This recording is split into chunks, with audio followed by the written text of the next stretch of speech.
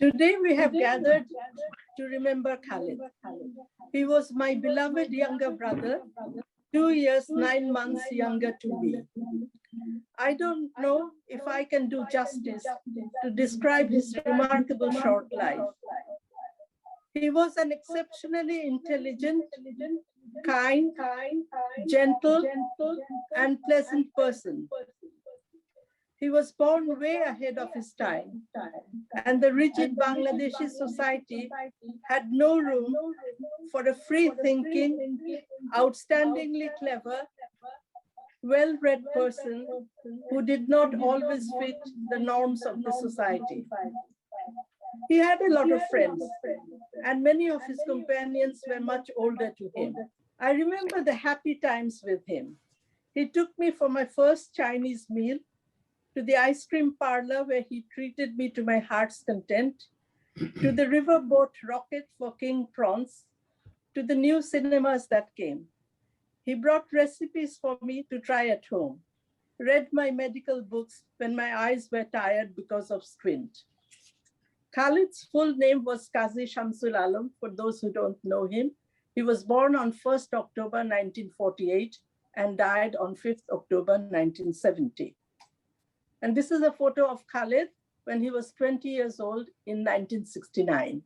Next. This photograph shows our parents when they left for the UK for their higher studies. Khaled was just 1 year, 4 months old, and I was under 5. Next. My parents were all high achievers, and they were pioneers in their own field. This is my mom and my dad, my twin auntie, her husband, my youngest auntie, her husband, and our uncle. Next.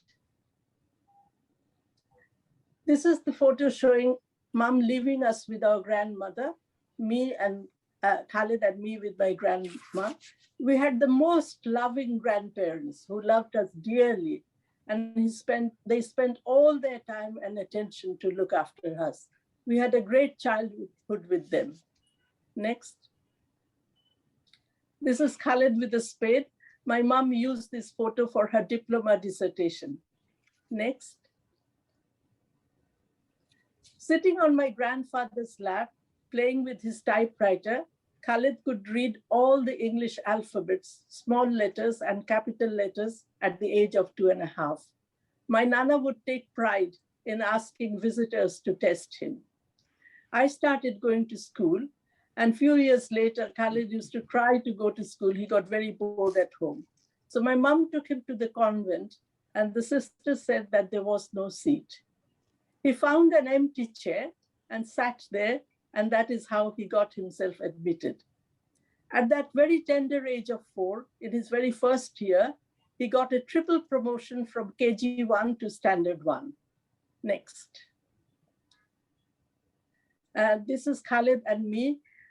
We were wearing clothes that parents had brought from the UK because these clothes were not available in Dhaka at that time. Next. And this is a great photo, our happy time when Zahid arrived. Zahid Shahidul was 6 years younger to Khaled and 9 years younger to me. We both loved him dearly. Khaled used to call him my kid brother. And when Shahidul was about 9 or 10, Khaled said, "You wait and see what he turns up to be when he grows up." Next. This is Khaled as a boy of 10. He had a severe illness at that time. He was ill for about 5 days with very high fever, and he was unconscious. He was unconscious for about 5 days. All investigations were done and no diagnosis could be made. Anyway, he came around. My father thought it was a viral encephalitis. When he came around, he couldn't recognize anybody for about a fortnight. I still wonder whether that illness had anything to do with his mind later on. Next. This is Khaled as a teenager. And at the age of 13, he ran away from home because my mother had scolded him. We couldn't find him for a few days. Then he found him in near the Burma border in Chittagong. One of my brother-in-laws brought him back. Nothing was done about it. He was studying, he was doing his O-level, and when he did his O-level, he got a first class with distinction with 2 distinctions. But that result wasn't good enough for my mother. She had beaten him with a wooden ruler. Khaled went on to study, and then he did his intermediate A-level. When he was 17, he tried to commit suicide for the first time. He took an overdose of sleeping pills, was unconscious and nearly dead, found dead, soaked in rain. We rushed him into the hospital. An emergency tracheostomy was made, and he survived that time, being unconscious for about a week. And then Khaled continued to study. He did his A-level. And when he was 17, he tried, then he went to the university. He went to the university, and at the age of 19, he tried to commit suicide again. And this time also he came around. My father took him to the psychiatrist this time, and I was a medical student. So I asked him, how did it go? And he said, I know the questions to ask him. I know the answers to give them. What sort of counseling is this? Next. This is, the year was 1969. Khaled was 20 years old, and he never wanted to take photographs. I became a graduate, medical graduate that year. I became a doctor, and I had requested Khaled that once I become a doctor, you have to come with me. We have to take photographs. He agreed. He was very camera shy. He didn't want to be photographed at all. So he went, and this is the photo of 3 of us. Next. This is the photo of the whole family, our parents and 3 of us. Next. In the same year, I got married in October, and Khaled had played a very active role in my wedding. He printed 50 cards for his own close friends on a fabric, where he, being the host, he invited everyone to come to his sister's wedding. And this is the card he wrote for me, born, sister written on top. Next. These are the thank you letter that he wrote with very beautiful handwriting of his. Next. These are some family photographs that were taken. Khaled was playing with the flash bulb on my head, and Zahid on his Dulabhai's head. And happy times we had just after the wedding. Next. And he was seeing us off in our honeymoon. Next. And this is the only photograph where Khaled is laughing, and the whole family is there. This was also soon after the wedding. My dad, my mom, myself, my husband, 2 aunties, Khaled and Zahid. Next. So in 1st October 1970, on his 21st birthday, he invited a lot of friends. And it was a mixed party. I wasn't invited. He told me it's only for my friends. So I was in my house. His friends didn't turn up. I don't know what happened. I didn't get a chance to find out what happened. On 3rd October, my dad was going to Manila. So I went home to pack his suitcase. I put in he came to see the ties I had given for my daddy. And he added a tie over there. Then he found my dad's notebook where he had written Khaled, shirt, collar size 14, and he crossed it off. I asked him, why have you crossed it off? And he said, I have many shirts. I don't need any more. So he wrote Zahid, fish food over there. It didn't occur to me that he was planning on something. On 5th October, around 6 p.m., I rang home to find out about everybody. Chanbanu, our caretaker lady, she was crying bitterly on the phone and said, come immediately, Khaled has done something disastrous. So I went home. There was nobody at home. My father was in Manila. My mother had gone to see her sister. Zahid was playing downstairs. I was in my own home. And in the empty house, Khaled shot himself in his heart with my father's rifle. He had a peaceful, tranquil face, as if finally he got rid of all his agonies. There was a book on Cuba on his bed. We all failed him.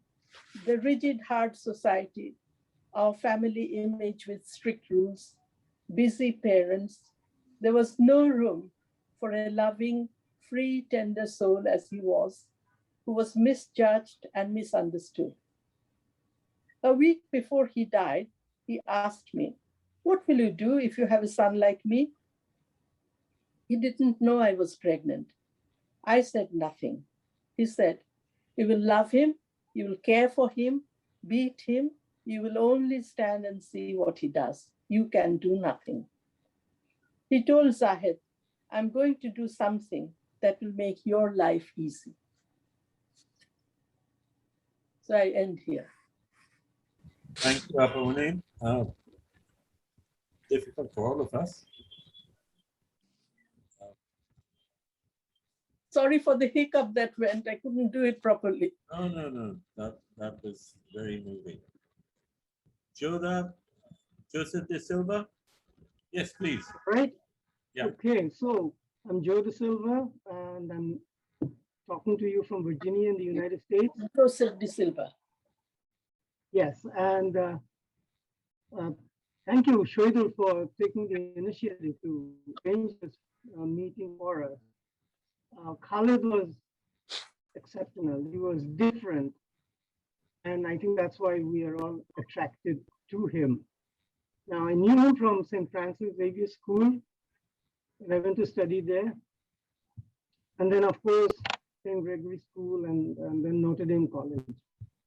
And later on, he went on to the university, and we used to meet up now and again. But the most striking thing about Khaled was that, as Apamoni said over there, he was ahead of his times. And I'll give you one small example. We were in class 3 studying Alexander the Great. Now, the history book told us where he was born, Greece, and all of that. And then one day, our class teacher, asked us if we knew where exactly he was born. And Khaled came up with this answer: he was born in Macedonia. And so that still sticks in my mind, that he was ahead of his time. He knew more than all of us did together, I think. We used to love collecting stamps, the two of us. And we used to go to Bangla Bazaar, sit in front of the GPO office there, waiting to get some stamps from anybody who would give us any. And then we used to do daft things like go to the Japanese embassy in Shantinagar at that time. So these are some of the more wonderful memories that I have. And there are plenty more. As I said, he attracted attention because he was different from the rest of us. Now, I did not want to bring up this subject, but because Apamuni brought it up, I am now bringing it up as well. He went away from home when he was in class 10. He wrote to me. I still have the letter he wrote to me. It's in a sense painful, but he was very clear about what he wanted me to do. And that was, he had borrowed some books from a common friend, Mahmudur Rahman, Ziaul Haq, and he says, "Please, Dosto, you must go and give these books back to them. And I am leaving to seek greater fortunes. I'm in Akyab, and I'm going to go across the border." So those are the last lines to me from there. So I still have that letter, and it pains me every time I see it, of course. Later on, we were in college, and we did a lot of things that people didn't do in those days, I suppose. He used to drive a car. Shoidul, do you remember the car he was driving? A Toyota Corolla. Toyota Corolla, that's the one. That's the one. A blue colored Toyota Corolla my father had. Toyota car, yes. he said he would give me driving lessons. I'm sorry. He'd teach me how to drive, except he never did. Because the next day he came to class and he said, no, I'm not going to teach you how to drive. So that was him, different from the rest of us, really. And then, of course, you spoke about his passing away. That was very painful, very, very painful. Babu Ajmal, he's there sharing the screen with me. He came to my house in Chiddeshwari and he said, look, this is what happened. So we went over to the Esketan residence. And then from there, of course, we went to the graveyard afterwards. That was us with Khaled bidding him goodbye. I'll just end on this one note about how he was different. We had taken a photograph in class 3 and all of us were dressed in white except Khaled. He was wearing something that was black. And our friend Zahid Hussain, he's not here with us today. I don't see him. He said he had to be different. He had to be different from the rest and then wear something that was not white. So I end here with very, very fond memories of him. I still remember him as the days go by. Thank you for this opportunity. That's it, Shoaib, from me. Thank you. Apamani, আপনি কি এখন liker চিঠিটা পড়বেন? Nishchay, I will read it now. This is a letter that has been written by our beloved cousin Laika on Khaled. This is what Laika writes. I was 15 when Khaled Bhai shot himself, and in doing so, left an indelible scar in my heart. He was the big brother I never had. I have so many memories of this warm, loving human being who was the gentlest soul that ever lived. Ours was an extended family. Ours was an extended family of puritanical high achievers.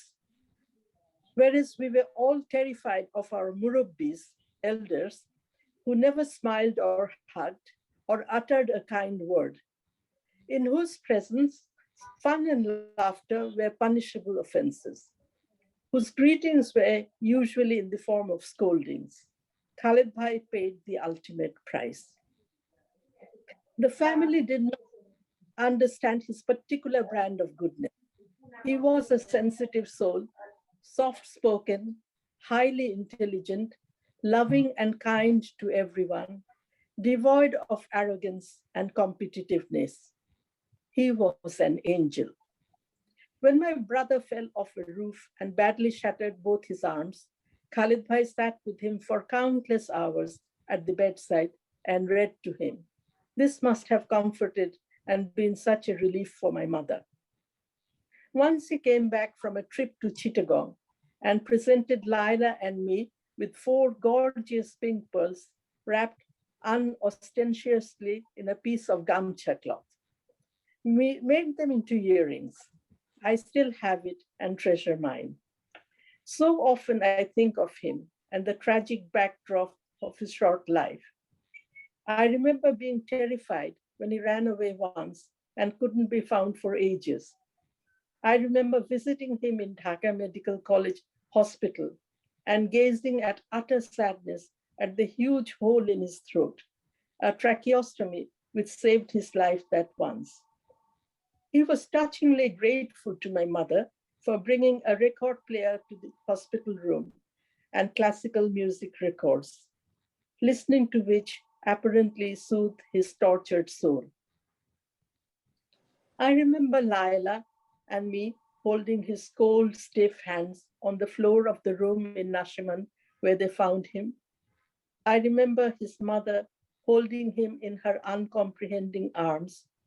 I remember Zahid locking himself into the box room because he couldn't bear the immensity of the tragedy which surrounded him. I remember Dipu Appa, then pregnant with Moli, inconsolable and desperately distressed. Dearest Khaled Bhai, you were born into the wrong environment. You were misunderstood and wronged. You were too good for the world you found yourself in. Rest in peace, my beloved brother. We lovingly remember you all the time. This is from Laika. ধন্যবাদ আপামনি। নান্নু ভাই আপনারটা তাহলে বলেন।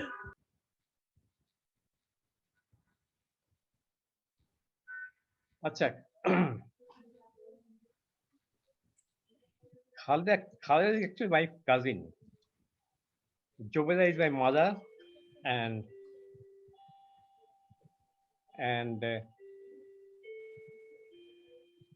Khaled's mother is my khala.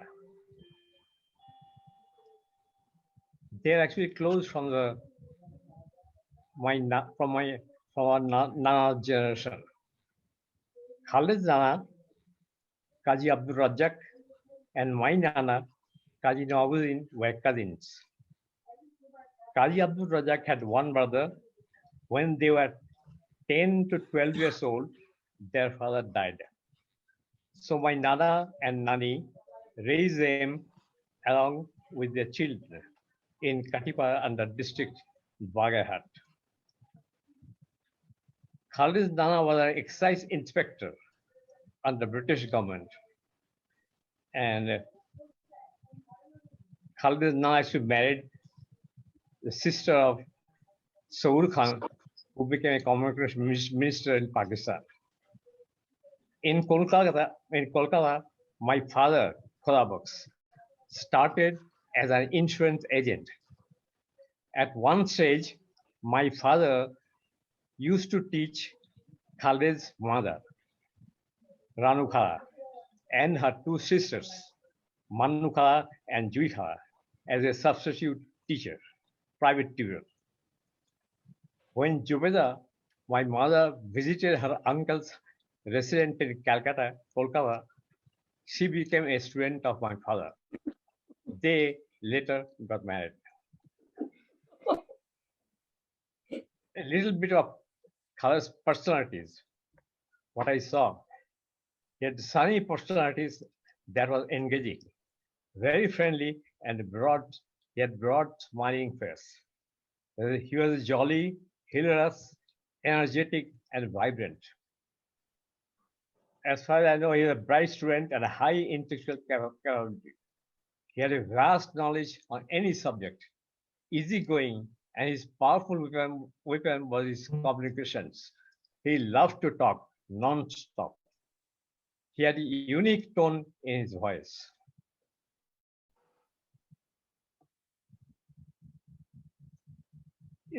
His activities in a house, he used to come to our house very often, especially in 61 to 63, he used to come regular basis.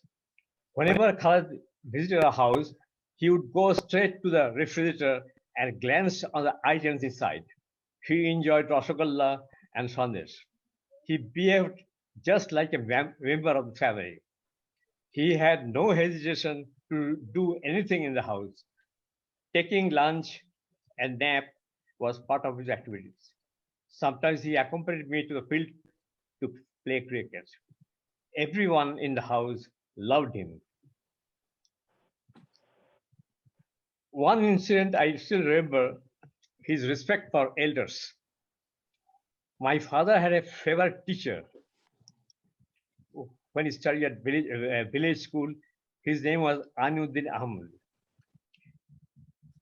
I introduced him to Khaled, and when Khaled spoke with Anuddin Ahmed, he spoke in a very respectful manner. When Khaled was talking to Mr. Anuddin Ahmed, it seemed that he had known that person for a long time, but that was his first meeting. I remember late Anuddin Ahmed's comment on Khaled. He said, "Your cousin is a very smart and intelligent boy."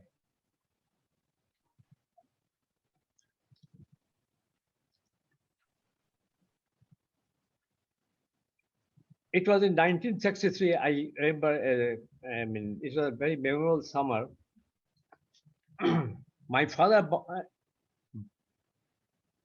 brought a Gundig long player from London. I think he went to official visit to London here and he brought that Gundig. The day we unpacked that and they put in the living room, Khaled was there. And we had some old records and we played on that. And next day, Khaled actually brought two long players. One was by Hemant Mukherjee and other is Pat Boone. And every day we listened to those songs, every day. I mean, he loved Hemant like anything. I remember very clearly when he heard this song, he was listening to this song, he used to close his eyes and listening very carefully. And he also told me that, Nannu, don't talk when I'm listening to the song. So he actually became a different person. I mean, he was actually, my feeling that he was trying to grasp each and every word of the song. That was actually amazing.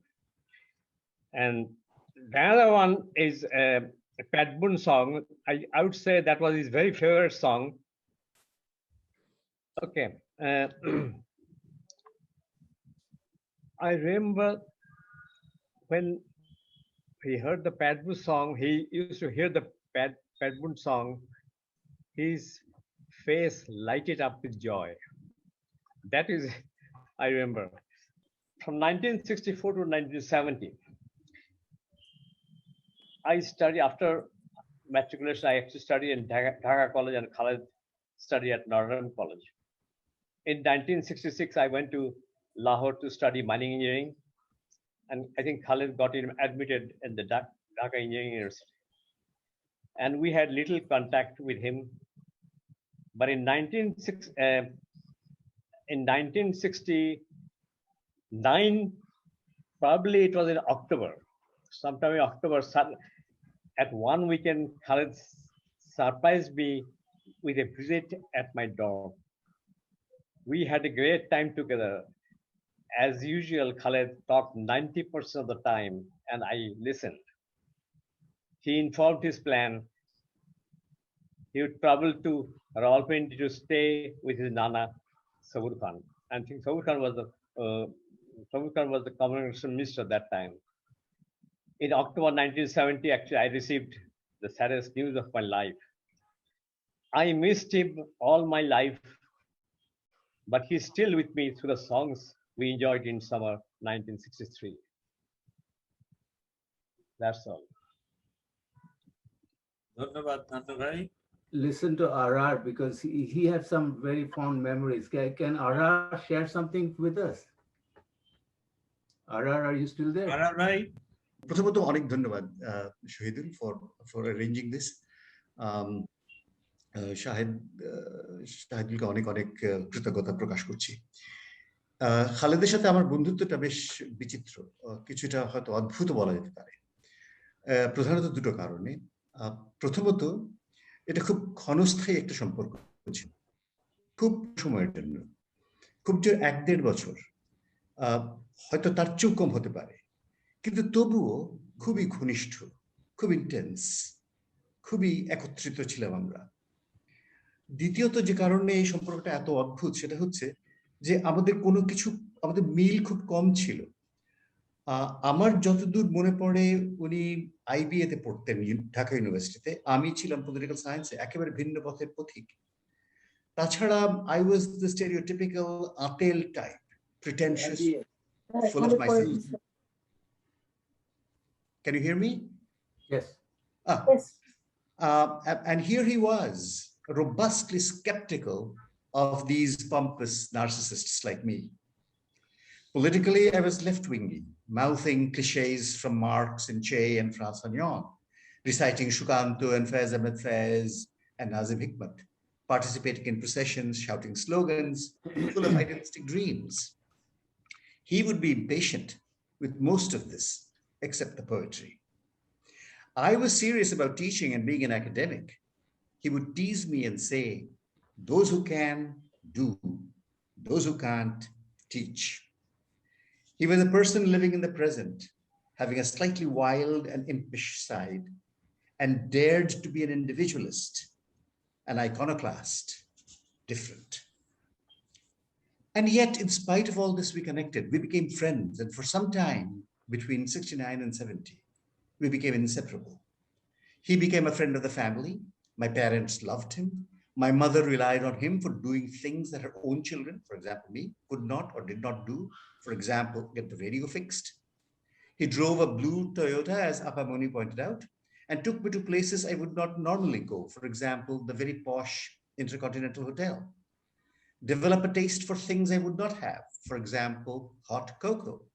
Or buy me things I could not afford. For example, a ballpoint pen which could write in different colors. When the foreign tenants who lived in the Dhanbandi house left, Khaled and I lived there for a few weeks. Most people assume that since two university students were living in a house without adult supervision, it must be a den of decadence, drugs and alcohol and stuff like that. Nothing. There was nothing of the sort. We talked, had long addas, were very imaginative in terms of our eating patterns, and had quite a time. I must point out that Khaled was cursed by his brilliance. Everything came so easily, so naturally, so effortlessly to him that he never felt he had to exert himself for anything. Certainly not classes, not exams, not results, which to him were also boring and bureaucratic and careerist anyway. There was nothing, absolutely nothing he could not do. But he was not only skeptical of these metrics or indicators of success, he was actually contemptuous of it. He was, as I put it in a letter to Ajmal Bhai and the others, he was a shooting star and flamed away much too quickly. There is one emotional story I would like to share. It was his birthday. There was a party plan. I'm not sure how many others were involved, but I do know, I remember very distinctly, we were supposed to go to the Intercontinental and have cocoa, among other things. Like I said, I have no idea if other people are going to come. Unfortunately, quite late. We did not have telephones and these kind of easy connections at that time. So I could not tell him that I would be late. I did go to the hotel and was late and did not find him there. I never saw him again. Friends.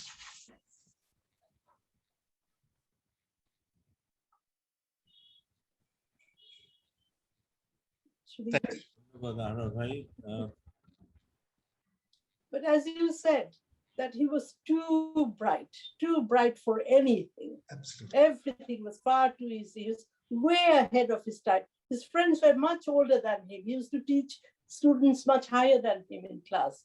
True. And that was he. But he was misunderstood. Oh, very badly, very sadly, very painfully. Actually, on that note, আমি তখন অনেক ছোট, আমার খুব কম memories.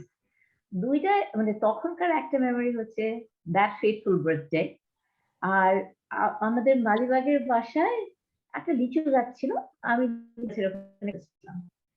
Khaled ভাই আসলো, গাড়ি park করলো, and then he was off to, গাড়ি থেকে নামলো। I wasn't used to being noticed by older cousins.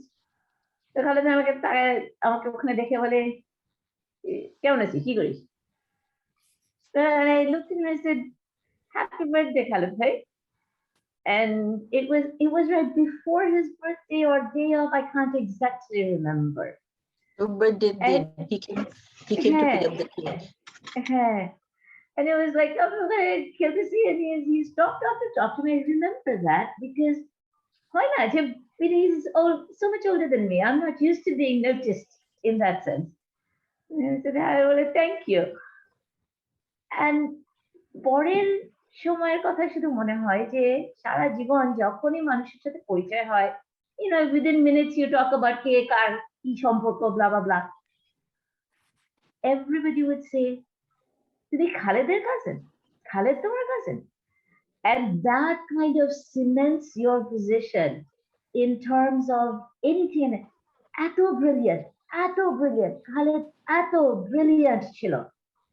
He was such a bright boy. He was so engaging. He was so, but তোমার seal of approval in this world was আমি খালেদ ভাইয়ের কাছে।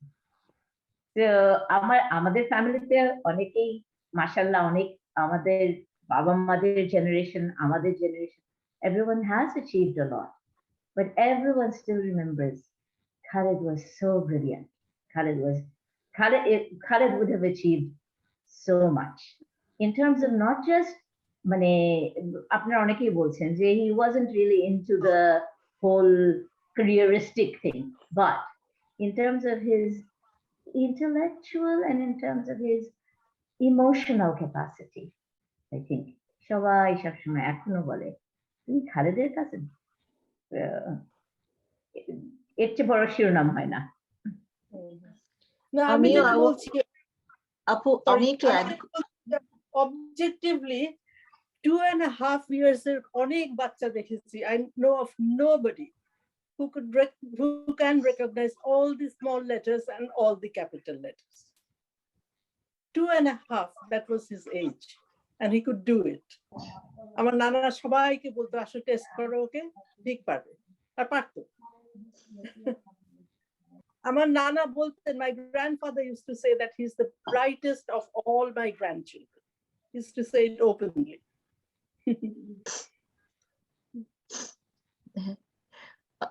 আপু, আমি একটু বলতে চাই যে I kind of to continue with Rumar story there. I remember যখন খালিদ ভাই আসলো, he came in ওই টয়োটা গাড়িটা নিয়ে এনে পার্ক করলো।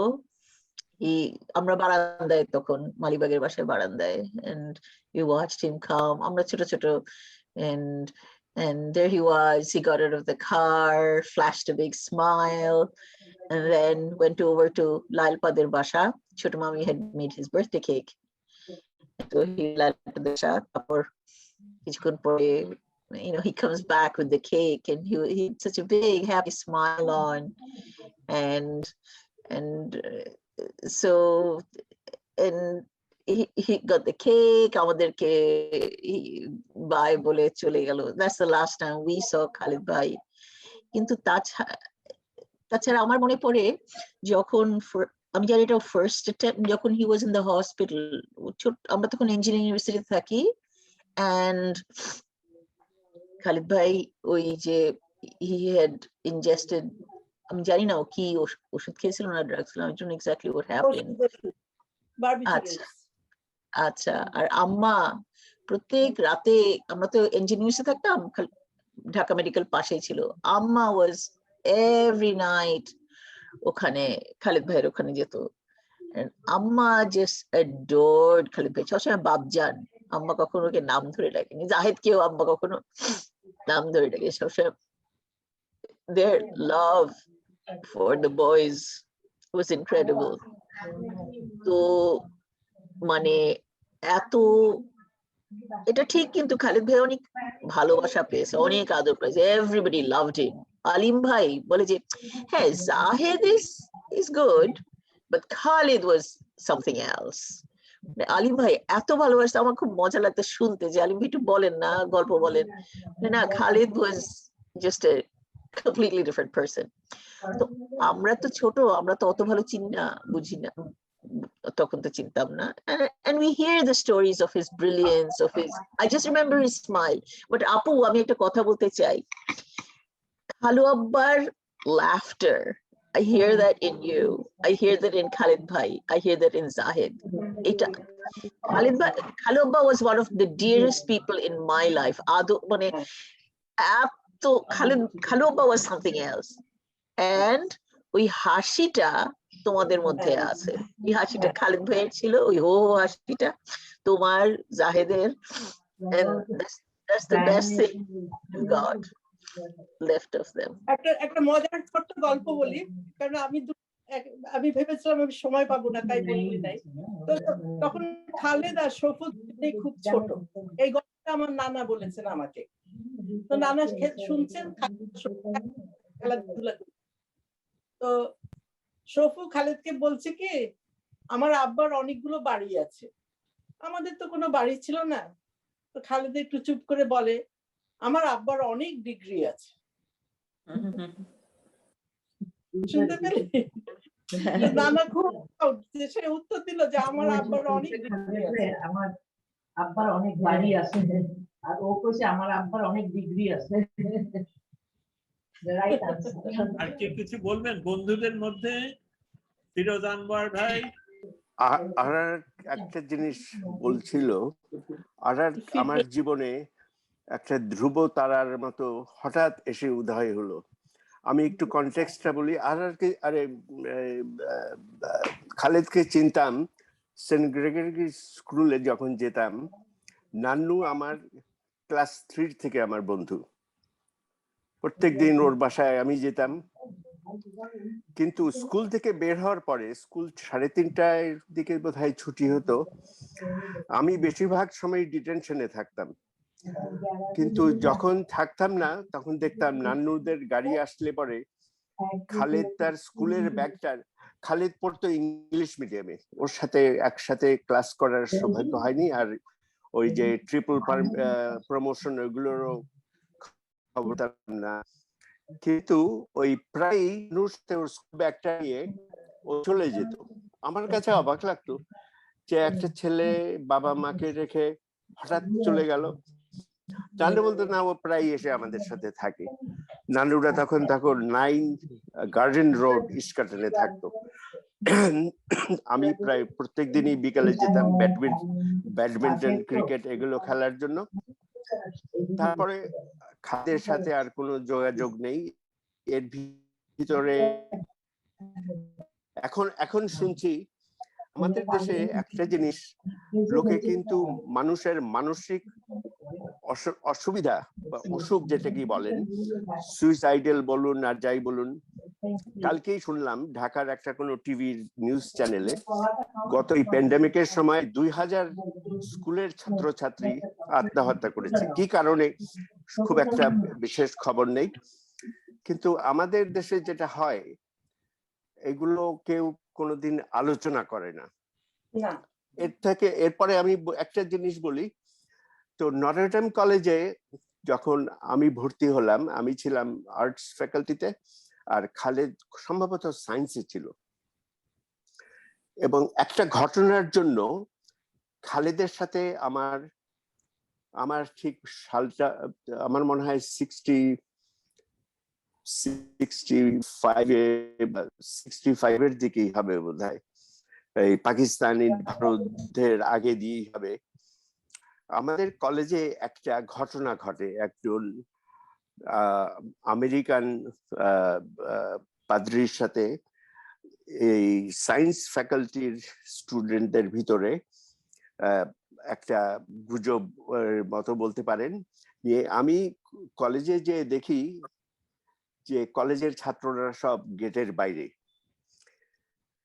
এবং ওখানে ওরা সবাই স্লোগান দিচ্ছে বিচ্ছিন্ন ভাবে, বিভিন্ন রকমের খুব জোরে আলোচনা করছে যে কোনো একটা আমরা আমাদের এই বিদেশি সাদা পাদ্রীদের বলতাম ফাদার, এই ক্যাথলিক চার্চের যেটা নিয়ম ছিল যে কোনো একজন ফাদার একটা অসাবলীল মন্তব্য করেছেন পাকিস্তানি বাচ্চাদের নিয়ে। তো সেটা নিয়ে আমি এটাতে খুব ক্ষেপে গেলাম। দেখি যে ওখানে সবচেয়ে বেশি গর্জন করছে খালেদ, একটা ছোট্টখাটো লোক। নান্নুর ফ্যামিলির সবাই কিন্তু খুব খুব শর্ট, এই জাহিদি দেখলাম বেশ লম্বা, বেশ ইম্পোজিং। ওর সাথে কোন জাহেদের সাথে কোনোদিন আমার দেখা হয়নি, কিন্তু ওর কণ্ঠ কারখানা দেখে মনে হয় আমার সেই খালেদের সেই উত্তেজনাময় রিয়াকশন দেখে আমি আর খালেদ তখন একেবারে উই বিকেম কমরেডস। আমরা কিছুতেই এটাকে মানব না, এটা করে আমরা শুধু, আমি জানি না ওই ঘটনার পরে খালেদের সাথে কয়েক মাস বলতে পারবো, তার পরিণতি হলো নটরডেম কলেজ থেকে আমাদের 6-7 জনকে জানি না কোন দলে ছিল সে সময়, আমাদেরকে কলেজ থেকে ফোর্স টু ট্রান্সফার বলে রাস্টিকেট করে বের করে দিল। আমাদের 2 মাস পরে ইন্টারমিডিয়েট পরীক্ষা, গ্রেড 12 যেটাকে বলে এখন বোধহয়।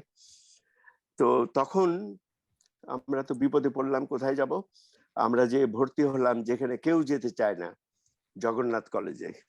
পরীক্ষা দিয়ে আমরা সবাই যে যার মতো পাশ করে ঢাকা বিশ্ববিদ্যালয়ে ভর্তি হলাম। তারপর শুরু হলো আপনার আইয়ুব বিরোধী আন্দোলনে আমি রাজনীতিতে জড়িত হয়ে খালেদের সাথে, খালেদ এখন শুনলাম যে IBA তে পড়তো, কিন্তু খুব একটা দেখা সাক্ষাৎ মনে হয় না তারপরে হয়েছে। তারপরে যখন শুনলাম, কানাঘোষায় শুনলাম যে খালেদ কে তার মৃত অবস্থায় পাওয়া গেছে, হি কমিটেড, খুব একটা পরিষ্কার করে কেউ বলেও নেই। আমার এখনো মনে হয় আমাদের দেশে এরকম একটা মর্মান্তিক ঘটনা নিয়ে, আমার পরিবারের ভিতরে এরকম ঘটনা 2-1টা হয়ে গেছে, এটা নিয়ে কেউ কথা বললে না। এখন যত ব্রিলিয়েন্টই হোক, মানুষের একটা যখন খুব লোনলিনেস থাকে, এই জিনিসটা একটু মনে রাখবেন, কাউকে যখন বকাঝকা করবেন। আমার এই স্কুলের অধ্যাপিকার ছাত্রছাত্রীদের সাথে মেশার সৌভাগ্য 2টাই হয়েছিল, 2টাই এন্ডেড ইন ট্র্যাজেডি। একটা হলো খালেদ, আর একটা হলো আমার 1 নম্বর কাজিন শহীদ সামাদ বীর বিক্রম। আমাদের কিচ্ছু না বলে, আমি কোনোদিন ভাবতেও পারিনি যে ওরা আমাকে কিছু না বলে চলে যাবে। এই জিনিসটা আমি সবাইকে অনুরোধ করব, খালেদের ব্রিলিয়েন্স যদি আপনারা রক্ষা করতে চান, পরিবারের সবার মানসিক স্বাস্থ্যের প্রতি একটু নজর দিবেন এবং এটা নিয়ে কথা বলবেন।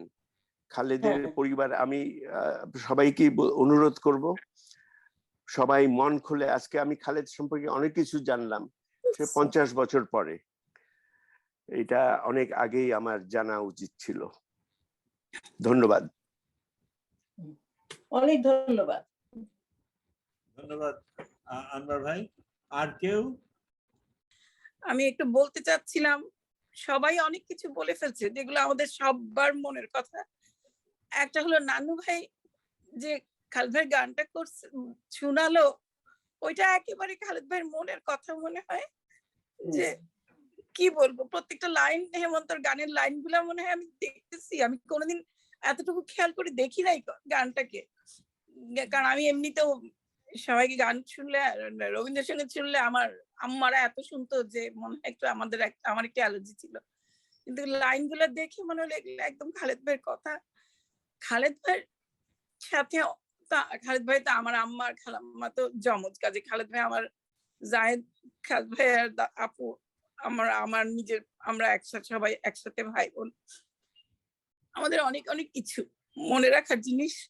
আর ওই যে নানু ভাই বললো ফ্রিজের কাছে আসতো, ফার্স্ট থিং আমাদের বাসায় আসলে ফ্রিজটা খুলে যখন দেখবে, আর তারপরে আম্মা পারলে কি নাই সব বের করে দিবে ওকে, এরকম করতো। তখন আমার মনে হতো যে এত আদর করে কেন, মানে সবাই খালেদ ভাইকে এত আদর করতো। আর যখন মেডিকেল কলেজের জন্য ইন্টারভিউ দিব, মানে আমার সামনে টেস্ট আছে, ইন্টারভিউ হবে, আমি পারবো না, কারণ আমি তো আর কোথাও অ্যাপ্লাই করে নাই, শুধু এখানে করছি। তো খালেদ ভাই বলে তুই আমার সাথে বাজি ধর, 10 টাকা বাজি। তো আমি যেদিন 10 তারিখে আমার রেজাল্ট দিল, আর খালেদ ভাই তো 5 তারিখে চলে গেল, খালেদ ভাই জানলো না যে ওর কথাটার বাজিটার টাকাটা কে পেত। কিন্তু সেটা কথা না, কথা হলো যে প্রত্যেকের ও একটা এত একটা স্পেশাল মানুষ ছিল যে রুমা যে বললো যে তুমি খালেদের বোন, এই কথাটা আমি কতজনের সাথে যখন কথা হয়েছে কেউ বললে মনে হয় কি আমার ভিতরে একদম বড় হয়ে যায় যে আমি খালেদের বোন। আমাদের সবার এত বিশেষ কতগুলা স্মৃতি ওর সাথে, যেগুলা মনে হয় বলেও শেষ করা যাবে না। আম্মা খালেদ ভাইকে অসম্ভব আদর করতেন, ওই যে বাপজান করে ডাকতেন, এরকম সবার আম্মারাই খালেদ ভাইকে আদর করতো, কারণ খালেদ ভাই আদর নেওয়ার একটা মানুষ ছিল। ওর যত গুণ ছিল এটা আমরা মনে হয় হিসাব করেও পাবো না, আমরা একটা মানুষের মধ্যে কোনোদিনও এটা দেখি না। তা আমি হয়তো বলতেও পারতেছি না, জাস্ট ছোট্ট একটা বয়সে 22 বছরেও চলে গেল। ও দুনিয়ার কি 21 বছরে, 21 বছরেও চলে গেল। আমার এখন সবসময় মনে হয় ও তো দুনিয়ার কিচ্ছু জানে নাই, ওই জন্য ও আগের থেকে অনেক কিছু জানতো, অনেক আগের থেকে অনেক বেশি জানতো, কারণ আসলে দুনিয়াটা যে কি আর কত কিছু মানে ভালো মন্দ সবকিছু মিলায় ও জানলো না, ও ছোট্টবেলায় চলে গেল। ও যেভাবে গেছে আমি অন্যদিকে থেকে চিন্তা করি আল্লাহ তাআলা ওকে সেইভাবে, আল্লাহ ওর যাবার সময়টা ওইভাবে ছিল, ওর জন্য ওইটাই আল্লাহর হিসাব ছিল, ওই জন্য ও গেছে। আল্লাহকে সবাই ওর জন্য দোয়া করেন, ও যেন অনেক শান্তিতে থাকে, আল্লাহ যেন ওকে সবচেয়ে ভালো জায়গায় রাখে। এইটাই আমার কথা। এখনো কানেক্ট করছেন আসমি? আমার কিছু বলার নাই, কারণ আমার মনে হয় আমার মেমোরি খুব শর্ট, আমি সব ভুলে যাই। আমি সীমা রুমা যে কথাটা বললো, গাড়িটা এসে থামলো জন্মদিনের দিন, আমার মনে পড়লো সেদিনটা হলো কি, ওই বাসায় আমি ছোট মামির থেকে কেক বানানো শিখতাম। তো দাদা খালেদ ভাই লায়লাকে দিয়ে কেক বানালো আর আমাকে দিয়ে কেক বানালো না, তার জন্য আমার খুব মনে কষ্ট ছিল। তারপরে আবার ভাবতাম যে ঠিক আছে, আমারটা তো মাঝে মাঝে ভালো হয়, মাঝে মাঝে খারাপ হয়, তাই জন্য হয়তো লায়লাকে দিয়ে বানিয়েছি। তো ওইটা কিন্তু আমার ভুলি না, আমার কাছে ভালো কথা কিছু মনে থাকে না, এই কথাটা মনে আছে। আর আর যেন কি কথা বলতে যাচ্ছিলাম একটু আগে, ওরকম আমার খুবই শর্ট মেমোরি, আমার ওরকম কিছু মনে নেই। লাস্ট দিনটার কথা মনে আছে যে নাশমানে বাড়ির বারান্দা থেকে দেখছিলাম জাহেদ নিচে খেলছিল কোথাও, আমরা নিচে দেখলাম বারান্দার ছোট্ট ঘরটাতে, ওখানে মানে এগুলো মনে রাখার মতন, মানে ভোলার মতন না, কিন্তু অন্যদের থেকে শোনা যে হ্যাঁ তুমি খালেদের বোন, আমার সাথে আসলে অত মানুষের তো পরিচয় নাই, তো সেরকম আমি মনে রাখার মতন, মনে করে বলার মতন কিছু না। কিন্তু এটা আম্মা বাপজান করে ডাকতেন সেটাও জানি। সবসময় কি জানি হিংসাই করতাম না কি তাই জানি না, আমার হয়তো সেই জন্যই মনে থাকে নাই, কিন্তু আসলে আমার মেমোরি খুব শর্ট, মনে থাকে না। এটা বোধহয় এখনকার কথা না, আগের কথা, মানে সেই জন্যই কিছু বলার পাচ্ছিলাম না। ও আরেকটা অন্য কথা হলো যে একটু আগে সামিরা, আমার মেয়ে জাহেদের ছাত্রী, হ্যাঁ ও হলো দ্রিকে তো অনেক বছর কাজ করেছে, তো বললো যে আম্মা এত বছর দ্রিকে আমরা থাকলাম, এত কোনোদিনও কেউ স্পষ্ট করে বললো না যে কি হয়েছিল।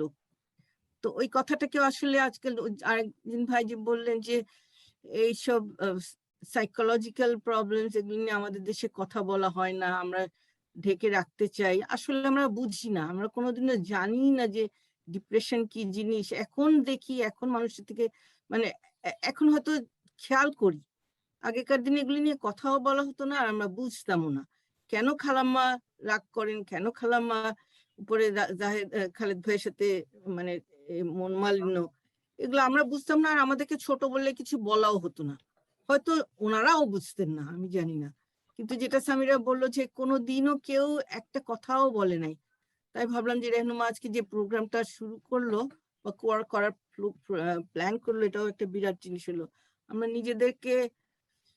নিজেদেরকে লুকিয়ে রাখা বা নিজেদেরকে কি বলবো না, অন্য কাছে এক্সপোজ না করার বোধহয় চেষ্টা করি, কিন্তু সেটা খুব একটা ভালো না, যে তাতে করে মানুষে অন্তত নেক্সট জেনারেশন গুলো আমাদেরকে কি ভাববে জানি না, আমরা কেন বুঝতাম না, কেন জানতাম না। এখনকার বাচ্চারা তো অনেক বেশি জানে, ওরা হয়তো বেশি পড়ে বা ওদের হয়তো নিজেরা কথা বলার সুযোগ হয়, আমরা কিছু করি না। আমার খালেদ ভাই মারা গেলেন, আমি ছাদে যে বৃষ্টির মধ্যে বসে বসে খালি কানলাম, কিন্তু ওই আগের ঘটনাগুলো, এই যে ইঞ্জিনিয়ারিং ইউনিভার্সিটিতে দরজা বন্ধ করে ওষুধ খেয়ে, তখন কি হলো? তার মানে তার জোর করে ওনাকে ওটা পড়ানো হচ্ছিল। একটা ভালো কিছু, মানে যেই ভালো ইন্টেলিজেন্ট ছেলে মেয়ে তারা হয় ইঞ্জিনিয়ার হবে, নয় ডাক্তার হবে, আর কোনো কিছু হওয়ার নাই।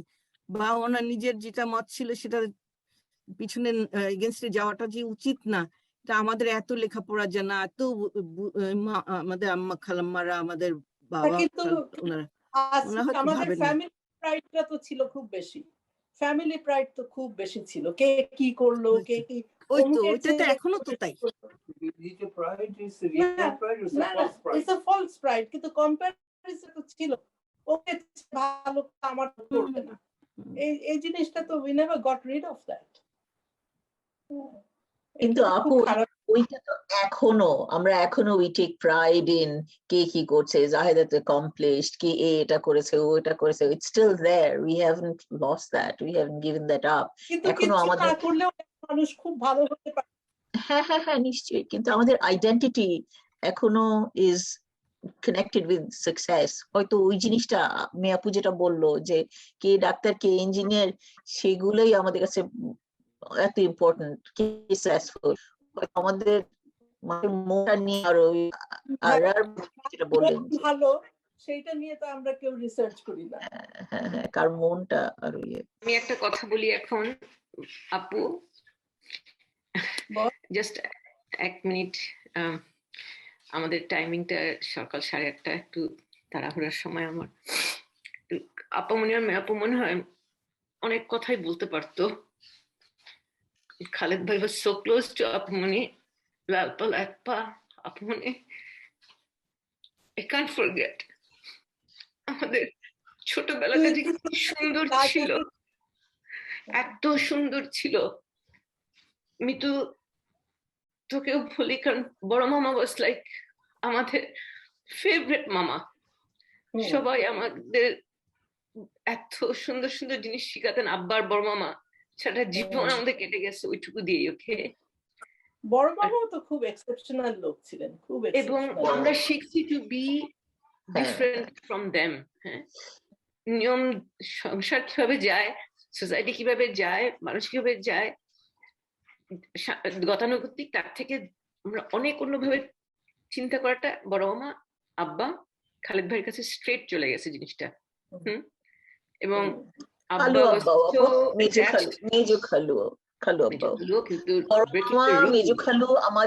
লাইফের একটা জিনিস হচ্ছে ভালো রুলস আর খারাপ রুলস, দুই রকমের জিনিস আছে। মানুষকে ইন্ডিপেন্ডেন্ট হতে দিতে হয়, এবং সেই জিনিসটা অনেক জায়গায় অ্যাকসেপ্টেড হয় না। আর আমরা খালেদ ভাইয়ের দেখছি, ইয়া আপনি কিছু বললাম, born in the wrong society in the wrong time. Wrong country, wrong society, wrong time. এদেশে হলে ওরা হতে এরকম কোনো সমস্যাই হতো না। He would have blossomed. You don't know, আপু, you don't know. সব দেশ কথা জানি না।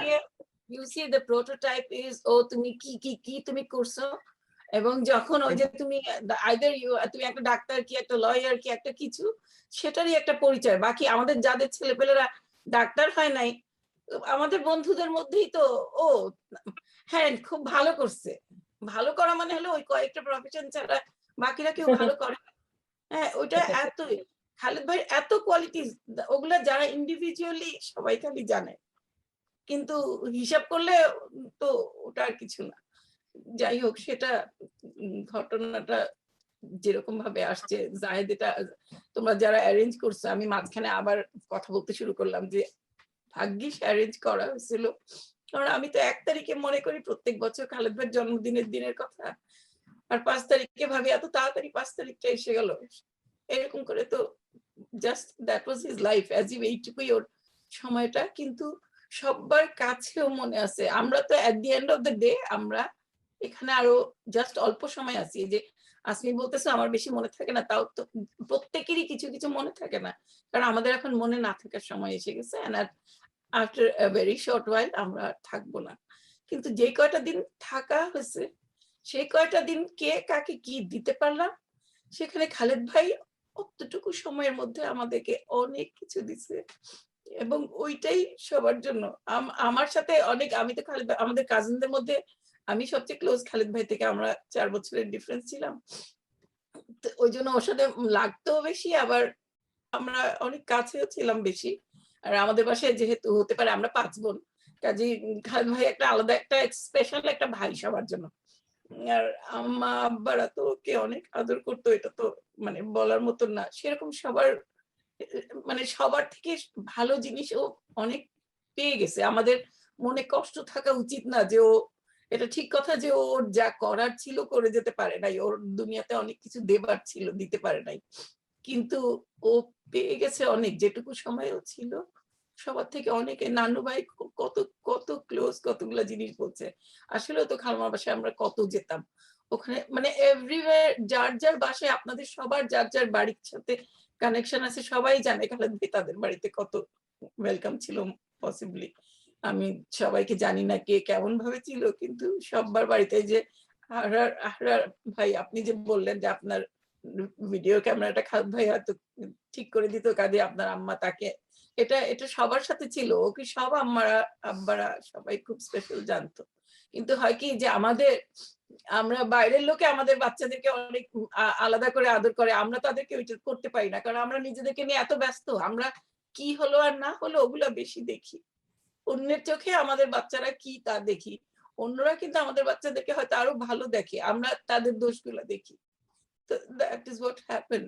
যাই হোক, আল্লাহ তাআলা এইভাবে রাখছিলেন ওর জন্য। আর খালাম্মা খালাব্বা তো নিশ্চয়ই কেউ তো আর শখ করে রাগ করে নাই। এটা আমরা যদিও ভাবি যে আমরা অনেক স্ট্রিক্ট ছিলাম, কিন্তু that was what we thought was right, তাই না? আমরা মনে করছি এটাই ঠিক। খালাম্মা যখন কাঁদছে যে আমি এত পাষাণ মা, আমি শুনতে পেলাম না, আমি বুঝতে পারলাম না আমার ছেলেটা চলে গেল। কারণ মানুষে ফিল করে যখন আম্মারা বুঝে, আমি বুঝি আমার ছেলেটার ওই কোনো এক জায়গায় বসে তার কিছু একটা কষ্ট হয়, আমি টের পাই যে কিছু একটা হচ্ছে যেটা আমি জানি না। সেরকম খালাম্মা বলে যে আমি তো জানলাম না, আমি তো বুঝলাম না, আমি এত পাষাণ, আমি মিটিং এ থাকলাম, বাট ইটস নট দ্যাট। উনি তো নিশ্চয়ই ওনার ফিলিংটা তো ছিল, তাই না? কাজে আমাদের কাউকে দোষ দেওয়ারও নাই, সমাজের দোষ আছে যে আমাদের সমাজটা আমরা উঠতে পারি নাই। আর জাহেদ অনেক কাজ করছো, অ্যাটলিস্ট জাহেদ আমাদের ফ্যামিলিতে একটা মানুষ যে অনেক অনেক দূর করছো আগায় গিয়ে। আর সবাই জানি না, সবাই সব যার যার জায়গায় করতেছে, কিন্তু ইউ আর অ্যাটলিস্ট, মানে আমি ভাবি যে খালেদ ভাই থাকলে হয়তো অনেক অনেক কিছু দুনিয়ার জন্য করতো। এনিওয়ে, আমি সরি, আমি অনেক কথা বলে ফেলছি। সবাই বলেন। জাহেদ বলো না কিছু। বলতে পারি, কিন্তু তার আগে যারা বলেননি তাদের আরেকবার সুযোগ দিতে চাই। আমার সাথে খালেদের পরিচয় অ্যাকচুয়ালি আমি যখন নারিন্দা থাকতাম, আর খালেদ এবং দীপুরাও তখন তার নানার বাসায় থাকতো নারিন্দা রোডে। আমাদের এই মানে পাড়াটা খুবই ছোট পাড়া ছিল, মানে নারিন্দা রোডটা অনেক বড় ছিল, কিন্তু আমরা কয়জন 4-5টা ঘর নর্থ অফ নারিন্দা রোড। মানে খালেদ যখন নারিন্দা তখন ওদের সাথে আমার পরিচয়, আর আমরা একসাথে স্কুলে যেতাম। খেলাধুলার জন্য আমাদের বাসার ঠিক উল্টা দিকে একটা মন্দির ছিল, গড়িয়া মঠ। আমি জানি না আপনাদের মনে আছে কিনা। হ্যাঁ, গড়িয়া মঠ। তো গড়িয়া মঠ ছিল আমাদের খেলার জায়গা। খালেদ সেই সময় আমাদের সাথে গোল্লা ছুট থেকে শুরু করে 7 স্টোন, তারপরে বম্বার্ডিং, নানান ধরনের খেলা, টেনিস বল দিয়ে আমরা খেলতাম। পাড়ার ছেলে মেয়েরা সবাই একসঙ্গে। মিতু কিছু বলবি? আমি তো খালেদ ভাইকে দেখিনি, সে সৌভাগ্য আমার হয়নি খালেদ ভাইকে দেখা। বৃষ্টি একটা চিঠি লিখেছে মৌলি না দেখেই। আচ্ছা, ইশতিয়াক ভাই আপনি কিছু বলবেন? শুনতে পাচ্ছেন? এনিওয়ে, আমরা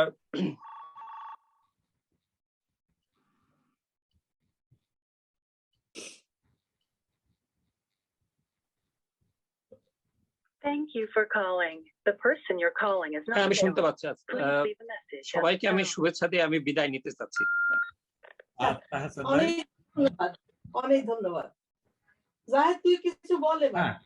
ঠিক আছে, আমি কয়েকটা প্রথমে সবাইকে ধন্যবাদ জানাই থাকার জন্য। এক একজনের এক এক সময় এটাকে সবকিছু একসাথে করাটাও খুব কঠিন ছিল, কিন্তু অনেকে এসছে, কেউ কেউ চলে গেছে, সব থাকতে পারিনি। একটা হচ্ছে আমরা শুরু যখন করেছি আমি আশা করব এটা আমরা চালিয়ে যেতে পারবো।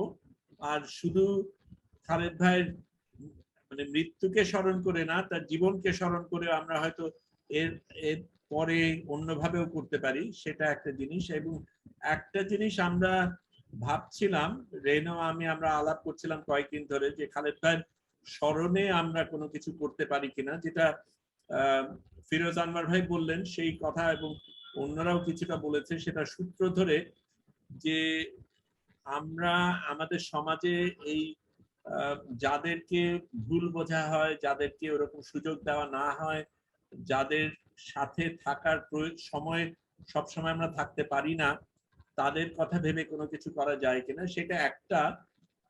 তবে তার বাইরে আরেকটা চিন্তাও ছিল, যেটা এক অর্থে কথার মধ্যে, অনেকের কথার মধ্যেই এসছে, যে খালেদ ভাই আর সবাই যেটাকে ভালো মনে করে সেরকমই হতে হবে সেটা কখনো ভাবেননি। তার কাছে ওই ভালো, তার ভালোর সংজ্ঞাটা অনেক ভিন্ন ছিল। যেই সংজ্ঞাগুলি কথা বলা হয়, একটু আগে বলা হলো ডাক্তার, উকিল, ইঞ্জিনিয়ার। আমার নিজের ক্ষেত্রে আমি বলি, আমি যখন আলোকচিত্রী হব সেটাতে কিন্তু আব্বা আম্মা খুব হতাশ ছিলেন, কারণ এটা তো আব্বা এক সময় বলেছিলেন তুই তো সাংবাদিক হতে পারিস, তাহলে তো তাদের তো তাও লোকে শ্রদ্ধা করে। আমি যে একজন আলোকচিত্রী হব এটা কেমন জানি। আম্মা আত্মীয় স্বজনদের বলতেন যে হ্যাঁ ও পিএইচডি করে এসছে, ফটোগ্রাফির খুব শখ। বিভিন্ন ভাবে এই জিনিসগুলি বোঝানোর চেষ্টা করা হতো। পরে যখন আমার কিছুটা নামধাম হয়, পত্রিকায় ছবি আসে বা অন্যান্যরা চেনে, তখন আম্মার জন্য সেটা কিছুটা গ্রহণযোগ্য ছিল, কারণ সে আলোকচিত্র চিত্রী হলেও সমাজে একটা পরিচিতি আছে, সেই ধরনের জিনিস ছিল। আম্মার একটা বড় দুশ্চিন্তা ছিল যে এই আলোকচিত্রী ছেলের জন্য বউ পাবে কি করে। এই ধরনের অনেকগুলি জিনিস সে ভেতর দিয়ে থাকে, তো সেটার মধ্যে গেলাম না। কিন্তু তার চাইতে অনেক বেশি গুরুত্বপূর্ণ যে আমরা যদি আমাদের ওই প্রজন্মের ক্ষেত্রে দেখি, তাহলে যাদের যাদের ক্ষেত্রে লেখাপড়া করা হয়েছে, এবং সেটা আমার দাদা বাড়িতে ততটা হয়নি, নারীদের ক্ষেত্রে অন্তত, নানা বাড়ির দিক থেকে নারী পুরুষ উভয় ক্ষেত্রেই পড়াশোনার উপর জোর ছিল। আমার দাদা বাড়িতে নারীদের ক্ষেত্রে ততটা ছিল না, পুরুষদের ক্ষেত্রে ছিল।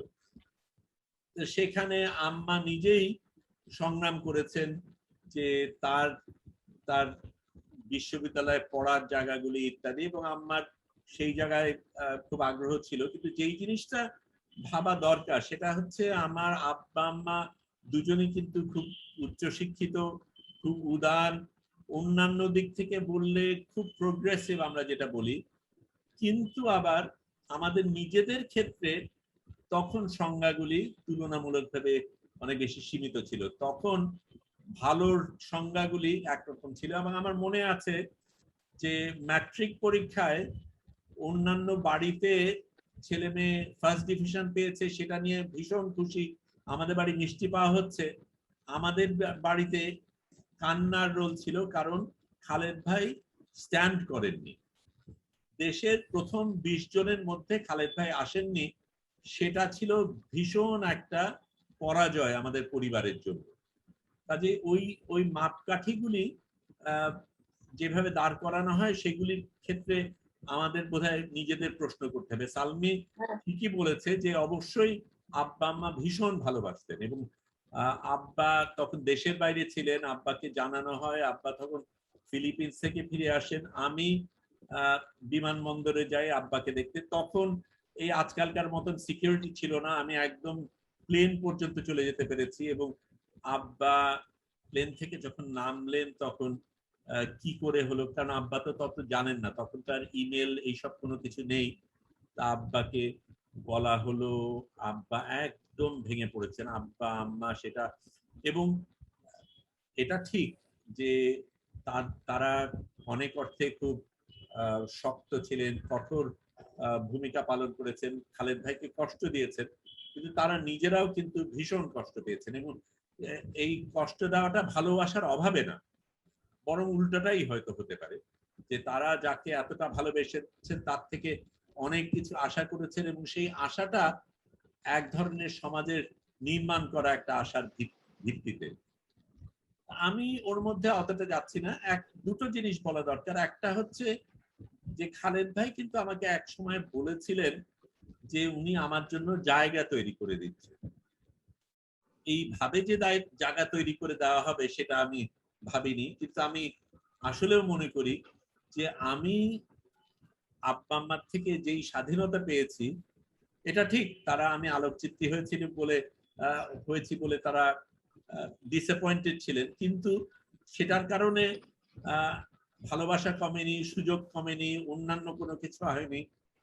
খালেদ ভাই ক্ষেত্রে আব্বা আম্মা যেটা করেছিলেন, আমার ক্ষেত্রে তার ভূমিকা, আব্বা আম্মার ভূমিকা অনেক ভিন্ন ছিল। এবং আমার ক্ষেত্রে যেই সুযোগগুলি দেওয়া হয়েছিল তার অল্প অংশ যদি খালেদ ভাইকে দেওয়া হতো, তাহলে হয়তো খালেদ ভাইয়ের জীবনটা অনেক ভিন্ন হতে পারত। তাদের তো কোনো স্বাধীনতাই পায়নি বলতে পারো। তো সেটা একটা জিনিস। এবং খালেদ ভাই আবার তার বিদ্রোহী ভূমিকার কারণে কিন্তু আমার জন্য জায়গা তৈরি করে দিয়েছেন। এবং এটাও বোধহয় ভাবার একটা ব্যাপার যে উনি জানতেন যে তার জীবনটা এরকম, এবং সেই জায়গায় এক অর্থে কিন্তু প্রতিবাদ করে গেছেন। ওনার মৃত্যুটা এক অর্থে একটা প্রতিবাদ, শুধু যে ব্যর্থতা তা না, অন্যভাবেও দেখা দরকার। আমি অনেক লম্বা হয়ে গেছে, আমি আর দেরি করব না। আমি শুধু একটা জিনিস বলি, আমি সেদিন খেলতে যাইনি। খালেদ ভাই আমাকে ওই পরিবাগের মোড়ে একটা বুকওয়ার্ম নামে একটা বইয়ের দোকান ছিল, খুব মজার একটা বইয়ের দোকান। এবং ওই বইয়ের দোকানের একটা বিশেষত্ব ছিল, ওখানে পেছনে একটা রিডিং রুম ছিল, এবং ওখানে বসে কেউ পড়লে মালিক কখনো সেটা নিয়ে মাথা ঘামাতো। আমি মনের আনন্দে ওখানে বসে যেই বই আমার পড়ার কথা, যে বই আমার পড়ার কথা না, গোগ্রাস করতাম, এবং সেটা নিয়ে কেউ কোনো কালে মাথা ঘামাতো না। সেদিনও আমি ওই রকম বই পড়তে গিয়েছি। বই পড়ার পরে আমি যখন ফিরে আসছি, তখন সিরাজ আমাকে মাঝপথে দেখে বলে, খালেদ ভাই তো মারা গেছে।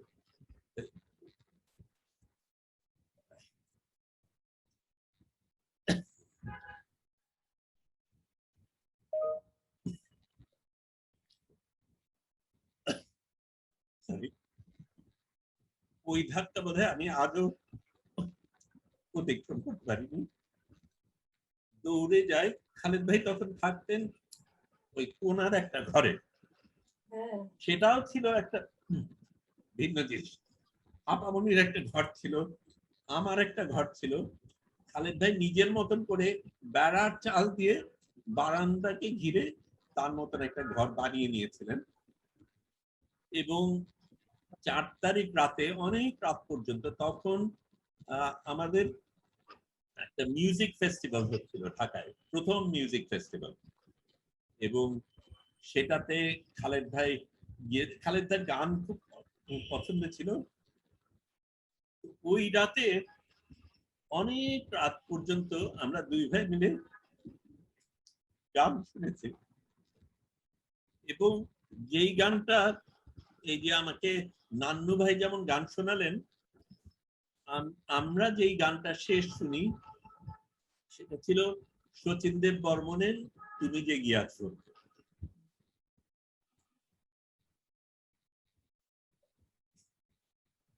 ওই গান এই অর্থ আমি বুঝিনি। যাই হোক, আমার মনে হয় এটাকে আজকে লম্বা করি না। সবাইকে ধন্যবাদ জানাই আজকে থাকার জন্য। আমরা রেনমা, আমি, অন্যরাও হয়তো ভাবতে, আমরা ভেবেছি যে খালেদ ভাইয়ের নামে একটা কিছু করার, এবং সেই করাটার মধ্যে একটা ছিল যেটা আমরা ভেবেছিলাম যে একটা হেল্পলাইন ধরনের করার, যেটা আছেও, কিন্তু অন্যভাবেও হয়তো ভাবা যায় যে তাদেরকে বলা হয় ডিফিকাল্ট চিলড্রেন, তারা আসলে ডিফিকাল্ট না, আমরাই ডিফিকাল্ট। এই জিনিসটা বোঝা আমাদের দরকার। এবং তার বাইরে মেধার যে সংজ্ঞাগুলি আমরা করি, যে ফার্স্ট হতে হবে, এই ধরনের রেজাল্ট পেতে হবে, এই ধরনের চাকরি পেতে হবে, মেধারও যে সংজ্ঞা ভিন্ন হতে পারে এবং এর বাইরেও যে আরেকটা জগৎ আছে এবং এটাই একমাত্র মাপকাঠি না, সেই জিনিসটা বোধহয় আমাদের সমাজকে বোঝানোর প্রয়োজন রয়েছে। এবং সেটার কথা ভেবে কি করতে পারি, আপনারা সবাই যদি ভাবেন, আমরা অন্তত সেটাকে ঘিরে কিছু একটা দাঁড় করাতে চাই, যাতে খালেদ ভাইকে সেভাবে স্মরণ করা যায়, শ্রদ্ধার সাথে স্মরণ করা যায়, এবং অন্যরা যারা এরকম হয়তো কষ্ট পায় তাদের পাশে যাতে আমরা দাঁড়াতে পারি। আজকে আর লম্বা করলাম না, যদি না আর কারো একান্ত কোনো কিছু বলার থাকে তাহলে আজকে এটাই শেষ করি। এটা রেকর্ড করা আছে, রেকর্ডিংটা আমি সবাইকে শেয়ার করব। জাহিদ, ওইটা আমার কোয়েশ্চেন ছিল, কারণ সামহাউ অনেকে তো মিস করছে, আমার বাচ্চারাই তো শুনলে সামহাউ তারা আসে নাই, আসতে যে যেখানেই থাকুক এটা মিস করছে, এটা সবার একটু শুনতে পারা। সবাইকে শেয়ার করব। আমার শুধু একটা অনুরোধ, এখন যাওয়ার আগে যারা যারা আছে তারা যদি সবাই তাদের ভিডিওটা বা স্টিলটা অন করে, আমি একটা ছবি তুলে রাখি, যেই ছবিটা আমি সবাইকে পাঠাতে পারি। তাহলে হাসি দেখছি, ইশতিয়াক ভাই, ফারিহা, সিদরাত, যারা আছে তারা যদি ভিডিওটা অন করে তাহলে আমরা সবাই একটা ছবি তুলতে পারি, অন্তত সেই ছবিটা আমাদের স্মৃতি হিসেবে থাকবে। ফারিহা শুনতে পাচ্ছি কিনা? ইশতিয়াক মানে উলফত মনে হয় ওটা। উলফত বাবু তুমি একটু আসো। ও আচ্ছা, জোনাকিও আছে। আমি হয়তো দুলাভাই দুইজনেই আছি। হ্যাঁ, আপনারা দুইজন পাশাপাশি থাকেন। আমি এখন একটা ছবি তুলছি। উলফত, হ্যাঁ, কিন্তু ও হয়তো ঠিক সামনে নাই, নাকি গাড়িতে হয়তো পাচ্ছে না। আচ্ছা ঠিক আছে, তাহলে সবাই যদি ক্যামেরার দিকে থাকে আমি তাহলে একটা ছবি তুলছি। হ্যাঁ, আপুকে তোমার নামে দুইটা দেখায়, বুঝছো? এখানে একটা কাজী করিম খোলা, সেই জন্য আমি এখানে আপুকে খুঁজতেছি।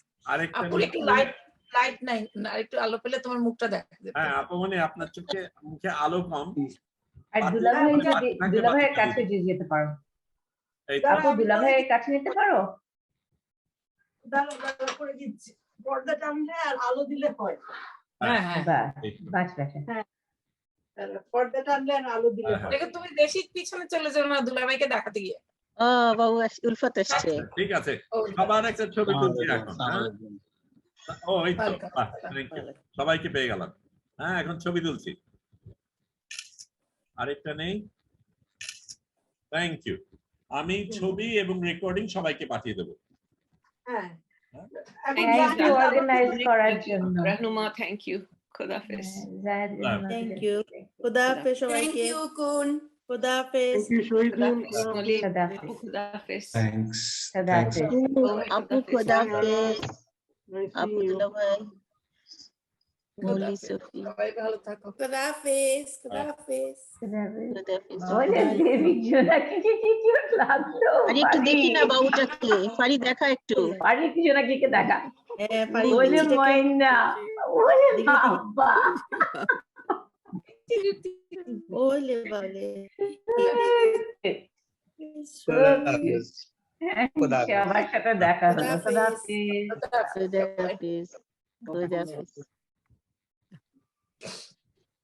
সফি কিছু বললি না?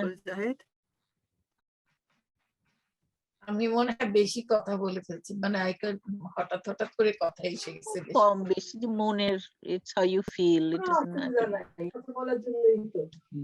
এখন আমার কিছুই মনে থাকে না, সেই কিছুই তো বলতে পারলাম না।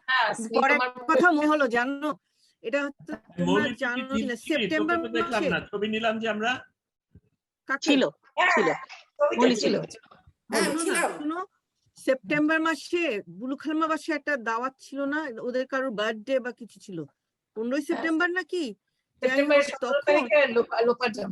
লোপার সেই সময় আমরা যখন সবাই গেছি, একজন ভদ্রলোক উনি গ্রামের থেকে আসছিলেন, উনি সবার হাত দেখলেন, তো সবার হাত দেখে দেখে আমাদের হাত, আমারও হাত দেখলেন, তারপরে খালেদ ভাইয়ের হাতটাও দেখলেন।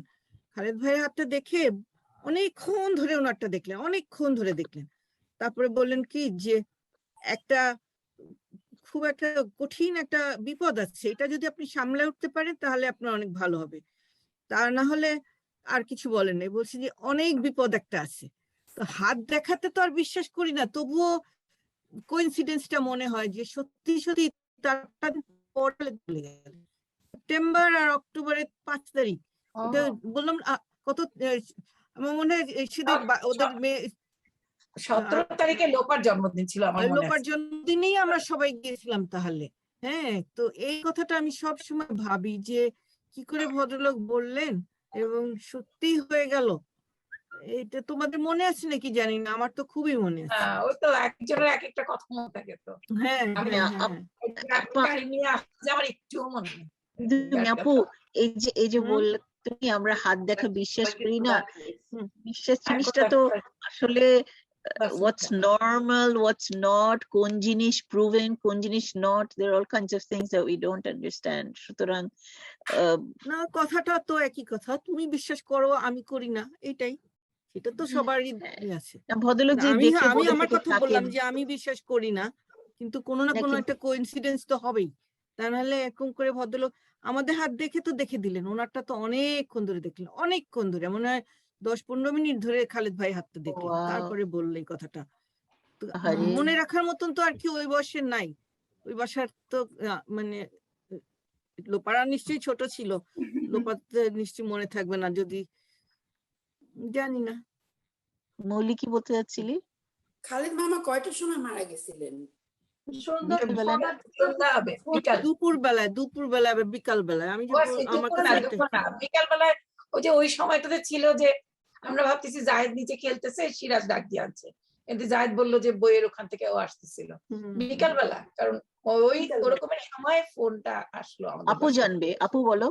না, আপু তো বাসায় ছিল না, আপু তো বাসায় ছিল না, আপু তো একই ফোন কল। ছোট খালু আমাদের আগে, তুমি না বলছিলাম নানা পাইছিলেন?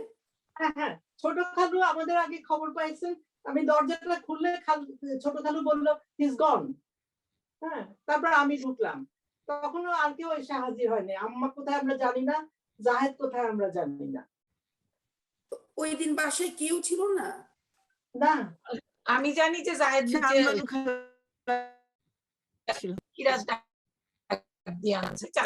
চানমানু পিছনের ওই রান্নাঘর থেকে লম্বা একটা বারান্দা মতন করার পরে চানমানু এদিকে এসে দেখলাম, মনে হয় ওরকম। সিরাজ আমাকে বলছে কি যে যখন ওই ঘরের দরজাটা বন্ধ আর বাতিটা, ওর কেন যেন একটা সন্দেহ হয়েছে, তারপর ধাক্কা দিয়ে ঢুকে তারপরে এই জিনিস দেখছে। তারপরে চানমানু তো ফোন করতে জানে না, আমি 6টা ফোন করছি, তখন আমাকে বলে যে আপা খালেদ নাই, কি হয়েছে, যে এক করে আসে। হ্যাঁ, তো দৌড়ে গেলাম, গিয়ে দেখি ছোট খালু এসে গেছে আমাদের আগে, বলে হিজ গন। তারপরে তো দেখলাম ঢুকে, তখনও আম্মা আসে নাই আর জাহেদ আসে নাই। হ্যাঁ, এই হলো অবস্থা। যেন আমার মনে আছে যখন খালুবা যখন ম্যানিলা থেকে ফিরলেন, তো খালুবা যখন ম্যানিলা থেকে আমরা গেছিলাম নাসিমানে, আমরা সবাই তখন ওখানে, তো খালাম্মা ওই তোমাদের বড় সোফাটাতে বসেছিলেন, খালুবা এসে খালাম্মার মাথায় হাতটা দিয়ে হি ওয়াজ জাস্ট ক্রাইং। আমি কোনোদিন ভুলবো না টু ওয়াচ খালুবা লাইক দ্যাট। মানে উনি তো ছিলেন না, খালুব্বা তো হি ওয়াজ ইন ম্যানিলা না, খবর পেয়ে তারপরে আসছেন। তো খবর পেয়ে আসে নাই, জায়েদ কি বললো আমার কোনো মনে নাই, খালি হাতে ফুল ছিল, খালুবার হাতে ফুল ছিল, খালুবা হাতে ফুল নিয়ে আসছিলেন না, কিছু একটা দেওয়ার কথা ছিল, মনে আছে? না, আমার মনে আছে আমি জীবনে খালুবাকে কাঁদতে দেখি নাই, ওই একটা দিন ছাড়া। ওই দিনই আমি কোনোদিন খালুবাকে কাঁদতে দেখি না। যাই হোক, সবচেয়ে fact of the matter finally লাইফটা অল্প সময়ের সবার জন্য এক এক, কারোর 2 বছর, কারোর 22 বছর, কারোর 30 বছর, কারোর 70 বছর, কিন্তু এইটুকু লাইফে খালেদ ভাই সবার থেকে অনেক পাইছে, but maybe he could have given much more, কিন্তু যার সবাইকে শেখার আছে। এই যে আমাদের এক্সপেকটেশন যে আমরা এত বেশি রাখি, এটা সাংঘাতিক একটা ভুল জিনিস। না তা তো বটেই, ওটা আমাদের ভিতরে ঢুকে গেছে আপু, ওটা আমাদের ভিতরে, মানে আমাদের সোসাইটির ভিতরে। বললাম না, আমাদের বাসার, আমাদের ফ্যামিলিতেই সামহাও আমাদের বাচ্চারা ডাক্তারি পড়ে নাই, এত অ্যাকমপ্লিশ ফ্যামিলি, কিন্তু আমাদের কারোর বাচ্চারা ডাক্তারি পড়ে নাই। This is a failure society দিয়ে, দেখো তাই না? বলেন সামহাউ মানে কি? একটা কবিতার বই ছিল না, একটা ডায়েরি না ছিল, খালেদ ভাইয়ের কবিতা লেখা একটা বই ছিল না, সব কোন ছোট একটা ডায়েরি না কি যেন ছিল, আমার কিছু লাইন লেখা থাকতো না। আমি কিন্তু খালেদ ভাই থেকে শিখছিলাম, যার জন্য আমার একটা ছোট্টবেলা একটা মানে স্কুল কলেজ কালের একটা নোট বই ছিল, যেটার মধ্যে আমি কোনো ভালো, মানে কোনো কিছু ভালো লাগলে ওই কয়েকটা লাইন লিখে রাখতাম। পরে ভাবছি ওটা যে কোথায় গেছে আল্লাহ জানে, কিন্তু ওটা আমি খালেদ ভাই থেকে শিখছিলাম। জানি না আপু তোমাদের কাছে তোমরা কেউ মনে করতে পারো ওরকম একটা নোটবুক খালেদ ভাইয়ের? মানে ওর বাইরনের কবিতা, আমি তো বাইরনের নামই জানি না, আমি তো এইসব তোমাদের দেখে দেখেই শিখলাম, আমি তো আবার খুব অশিক্ষিত। প্র্যাকটিক্যাল জিনিস বলি, আপামনি এটা করেছেন, অন্যরাও হয়তো করেছে।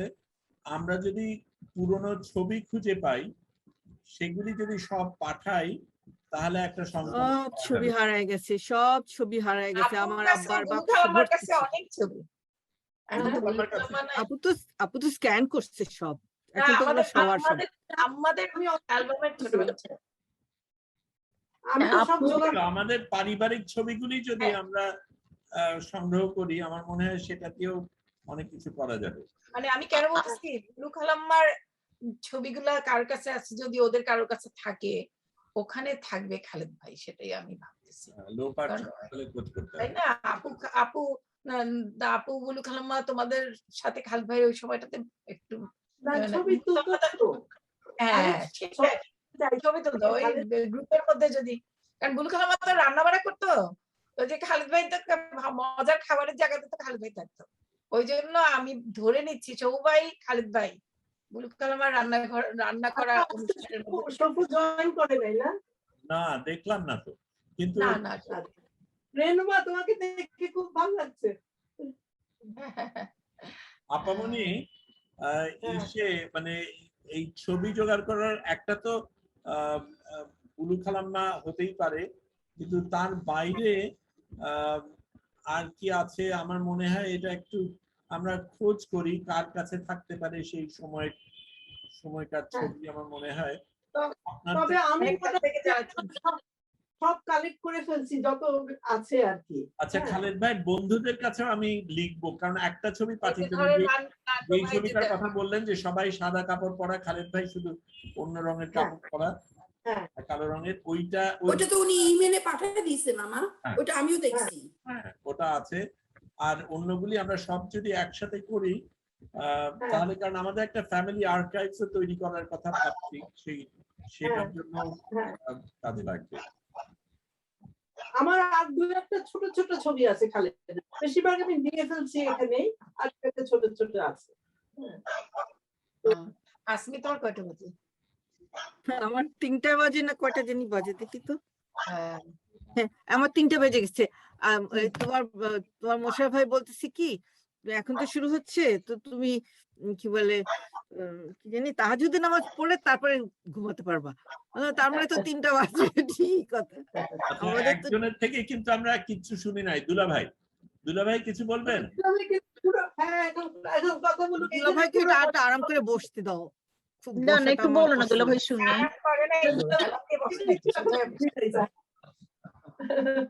না সে তো খুব ইনিশিয়েটিভ নিয়ে শুনছে। প্রথম পোরশনটা একদম বাদ হলো, প্রেজেন্টেশন। আপু আবার কেন বাজে হয়েছে? এত ভালো হয়েছে। একবার কথা বলে আবার গিয়ে ঘুরে ফিরে ওই যে আমাদের মনের ভিতরে হতে হবে যে এটা অনেক বেশি উপরে, ওই লেভেলটা বেশি উপরে না, ঠিক লেভেলেই ছিল। তুমি যদি ভাবো যে আমি অনেক উপরে হতে হতো তাহলে তুমি কারোর না, সাথে কম নিজে নিজে করতে তোমার পারলে হিসাবে কাজ করলো না Zoom। That's okay. আমার তো হঠাৎ করে জুম বাবু আমাদের দিকে হাসতেছে দেখো কেমন করে। হ্যাঁ একদম কামাল হোসেনের গাল। জি গালগুলি কামাল হোসেনের না? কামাল হোসেন আল্লাহ এতগুলো নাড়াচাড়া করতেছে। ওর মা চলে গেছে। হ্যাঁ ফারিয়া আছে তো এখানে, ফারিয়া আছে, সোফি আছে, মৌলি আছে। আচ্ছা তোর দুর্বল সবাইকে দেখতে চাই কে আছে। সাহেব কেমন করে দুলা ভাই ফারি সোফি মৌলি ভাই আমরা সবাই দুটো করে করে হাত নাড়াই তাহলে আপনি চিনতে পারবেন। ফারি তোকে দেখি তো দেখা যাচ্ছে এই যে বাবু কোলে ওই ফারিকে দেখতে পাই না। কই এই তো ফারি সামনে। আপনি আপামনি আপনি ভিউতে গিয়ে গ্যালারি দেন আপনি। হ্যাঁ এইগুলো আমি জানি না ভাই, আমার এটা হয় না। জান আপনার তাইলে ওখানে তুমি কেমনে দেখতেছো আপু? তুমি আপনি ভিউতে যান খালি একটা স্ক্রিন দেখতেছি। একদম নিচে কতগুলা লেখা থাকে না, একদম নিচে কতগুলা লেখা থাকে না, নিচে না উপরে হতে পারে, উপরে ডান দিকে হতে বা পারে। ডান দিকে কোণায় থাকে ভিউ। ওই যে নয়টা কি আছে একদম ডান দিকে কোণায় সবচেয়ে উপরে।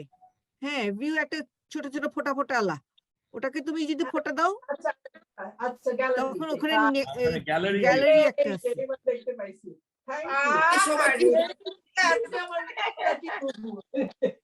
আজকে সবাই খুব ভালো করে ম্যানেজ করছে। এতগুলা লোক যে জুম পারে না, বিভিন্ন টেকনিক দিয়ে ফাইনালি সব হইছে। মানে সবাইকে এখন আস্তে আস্তে সবাই শিখতেছে মনে হয়। দেখছো ও আমাদের না জেগে আসছে। হ্যাঁ সিদ্ধার্থ জাবিন কে তুমি? আমি তোমাকে চিনি না কেন? তুই তোর পরিচয় দে। মিউট করা, তোর মিউট করা রে। Sorry right. আচ্ছা সো আমি বেসিক্যালি শুক্রবার থেকে শুক্রবারে ডক্টর খলিল রহমানকে চিনেন আপনারা? ডাকনাম কি? ডাকনাম কি? বাবলু ভাই এইবারে চিনি। বাবলু ভাই শুক্রবারে মিষ্টি। এখন আমি আরেকটা ছবি তুলে নেই। এইটার ছবি তুলে নেই। ঠিক আছে আচ্ছা ঠিক আছে। আমার না এখন খুব ঠান্ডা লাগতেছে, এখন আমি যাইলে পেতলে। ঠিক আছে আমার হয়ে গেছে মনে হয়।